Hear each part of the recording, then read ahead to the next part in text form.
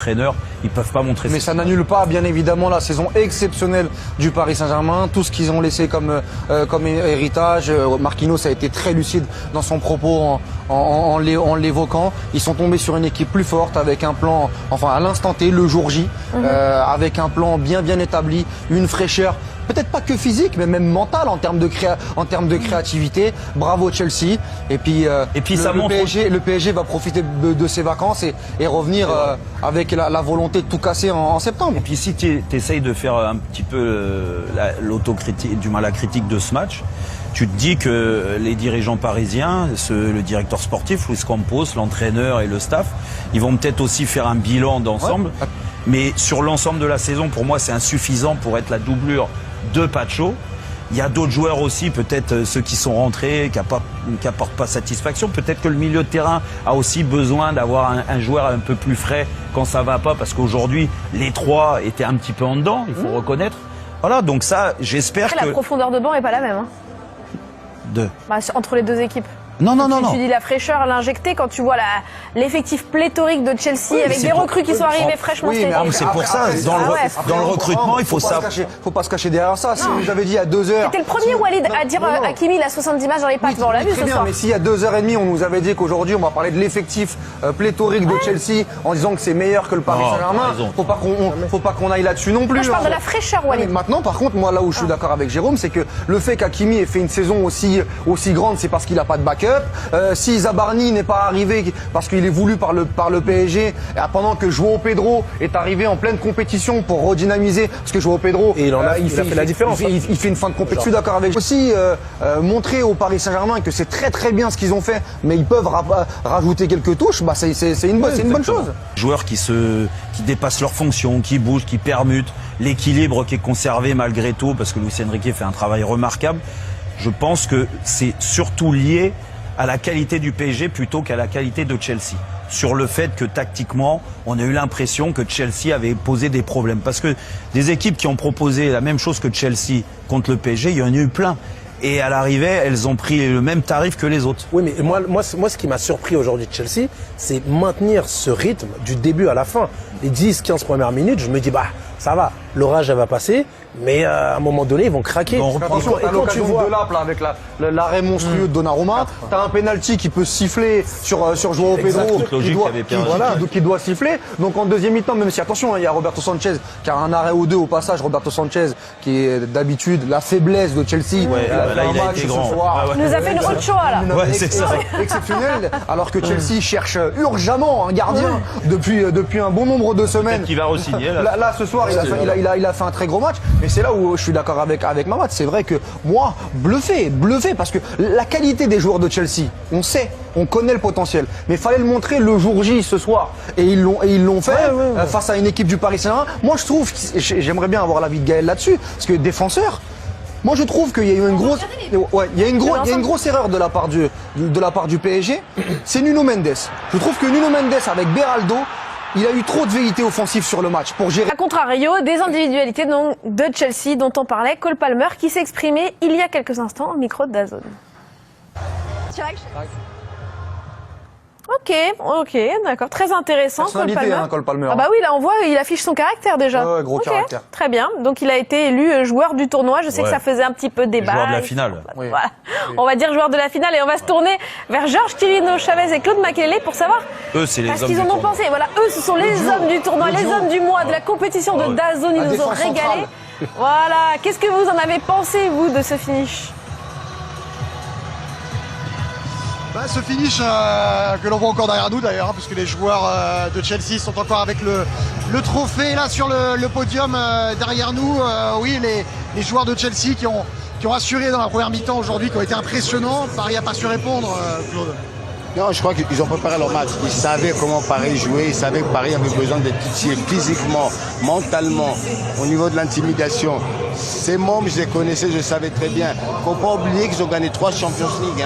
Ils ont gagné Coupe d'Europe, Donc, ils étaient préparés. Je pense qu'on peut jouer 4 fois ce match-là. Paris gagnera 3 fois. Mais c'est une équipe programmés pour le contact physique, technique. Et ils avaient envie de gagner, tout simplement. Ils avaient envie de prouver au Paris Saint-Germain qu'ils pouvaient être aussi au même niveau qu'eux. Et ça, je pense que ça a été un déclic. Mais on voit l'équipe de Paris qui est un peu fatiguée, c'est normal. Moi, je suis pas inquiet. Il faut que ça arrive maintenant, parce qu'ils vont préparer les 2 coupes qui vont arriver dans de bonnes conditions. Et ils vont prendre de la fraîcheur, parce que pour gagner contre des équipes comme Chelsea, il faut être frais physiquement. Il ne faut pas qu'il y en ait 2 ou 3 qui sont en dedans. Et c'est très important. On est en train de parler de l'impact physique. Si vous en perdez 2 joueurs, et ça, on voit la différence après. On a vu que des joueurs comme Palmer, on ne le laisse pas cadrer devant la défense. Marquinhos a dit ils ont su taper là où il fallait. Qu'est-ce qu'il a voulu dire? Oui, mais ils ont étudié les erreurs de Paris, tout simplement. À partir du moment, on parle de Chelsea quand même, hein. On parle pas de Botafogo, on parle pas de... Botafogo, bah tu parlais. Oui, non mais bon. Vous avez régalé, vous tous les deux, en tout cas, durant tout ce mois. Merci beaucoup. Ah ouais, de la part de tout le monde, c'était un bonheur de vous avoir. Si jamais vous avez quand même des petits joueurs en interview, n'hésitez pas à revenir nous voir. Mais en tout cas, merci beaucoup à tous les deux de nous avoir fait vivre tout ça depuis les États-Unis durant un mois. On va se replonger un peu dans ce qu'était en train de nous parler Claude. Ce match-là, ce qui a manqué peut-être au Paris Saint-Germain, et surtout j'ai envie de vous poser une question.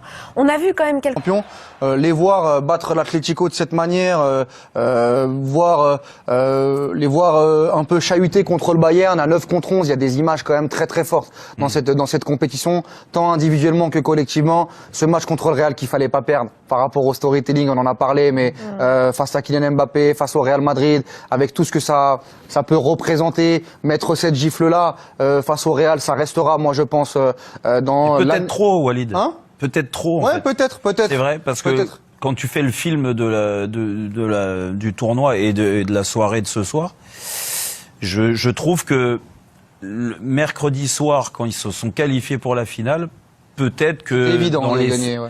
Ouais, ils se sont dit, ça y est, la compète, on l'a gagné. On se l'est dit aussi. Et on était les premiers, ouais, c'est vrai, et pas les seuls. Hein. On était là à dire, le gagnant, même avant le match, on disait le gagnant entre Real et Paris, en toute logique, il va gagner. Voilà, il va gagner la compète. Ouais. Et je pense que... On n'arrivait pas à jauger Chelsea au regard de leur parcours. Le foot, encore une fois, de très très haut niveau. Il y a des équipes qui sont préparées, il y a des joueurs qui sont préparés, des coachs qui peuvent trouver les solutions. Il y a juste un petit truc, moi, avec le Paris Saint-Germain sur cette compétition, que j'aimerais évoquer, c'est que je trouve que, vu qu'ils étaient fatigués, dès qu'ils ont subi l'ouverture du score, c'était différent. Contre Botafogo et contre Chelsea, quand il fallait réembrayer quelque chose, réenclencher la machine, en trouvant un peu de créativité, de fraîcheur, ils ont eu beaucoup de mal et ils sont rentrés dans des matchs frustrants. Ouais. Contre Botafogo, ça a été le cas, on avait dit piqûre de rappel, et là encore, moi je trouve que s'il y a 0-0 à flux tendu comme contre le Bayern, ils trouvent la solution à la 60e, à la 70e pour remettre un coup de collier. Et là, je trouve qu'ils ont explosé après l'ouverture du score parce que c'était peut-être trop dur que dans le réservoir, ils ont pas cette marche qu'ils ont eu cette saison notamment pour essayer de retourner les situations. Et dans cette compétition, je l'ai senti. Quand il y a 0-0, quand il y a 1-0, quand il y a 2-0, il y a le rouleau compresseur, il y a cette fraîcheur physique, cette fraîcheur mentale. Ouais, mais à 1-0, peut-être à 1-0, je suis d'accord avec ton analyse. Je sais pas si vous l'avez déjà ressenti. Non, mais oui. Mais à 1-0, 2-0, c'est trop. Les gars, là, ça va être trop dur. Si Désiré Doué, il fait la passe à Hakimi, peut-être qu'on n'a pas le même. C'est vrai. 0-0. Mais Walid, oui, c'est vrai. Mais je pense que s'il reste plus longtemps à 1-0, je pense qu'ils arrivent à trouver les solutions. Là, le problème, c'est qu'ils ont pris le deuxième but direct. Ouais, très rapidement, à 2-0. Après, on le sait tous, hein, on est passé par là aussi. Tout le monde te dit, le troisième but, c'est plus important. En fait, tu rentres dans une Donc, vaut mieux le marquer toi, réduire le score, plutôt que de prendre le troisième. Et ce qui s'est passé. Mais je l'ai ressenti dans ces deux matchs-là, cette frustration. Un manque d'inspiration. Ouais. En se disant, purée, là, ils ont mis le premier but, ça va être compliqué. Ouais. Et après, faut quand même reconnaître, le challenge. Et d'autant plus sur tes joueurs qui sont là normalement, qui doivent... Peut-être que aujourd'hui, une fois qu'on les secoue un peu, ils n'ont pas forcément ces clés. Peut-être que c'est un point à argumenter pour s'améliorer l'année prochaine. Oui, non, c'est totalement d'accord avec vous. Hein. De toute façon, je pense qu'aujourd'hui, c'est ça. On a vu un Paris Saint-Germain... ils ont été bousculés. Ils ont été bousculés depuis le début de la rencontre. Ils n'ont pas pu trouver les ressources nécessaires et on a vu justement les leaders en fait de Chelsea prendre le match en main. Moi quand je vois un Caicedo au milieu de terrain, franchement, il était épatant, il a mangé, enfin, il était partout. Monstrueux. Le mec, il gagnait les Surtout duels. énervant, quoi. Quand t'es en face. Énervant, mais il faut reconnaître le niveau de jeu, en fait, des joueurs de Chelsea. Quand je vois, un joueur comme Cucurella, pareil, je l'ai trouvé juste extraordinaire, comme tu l'as dit. Toute la compétition, il a été au top. Mais cette finale, encore une fois, voilà, les leaders de Chelsea ont pris les choses en main et sur le terrain, ils se sont donnés à fond. Ils ont gagné les duels. Ce qu'on a l'habitude de voir du Paris Saint-Germain, ça veut dire être agressif, gagner les duels très haut et avoir justement cette phase de transition. Pour moi, c'est Chelsea qui a été efficace sur ça aujourd'hui. Quand je vois Chelsea ce soir, on va me prendre pour un fou, mais je pense au Real Madrid, moi.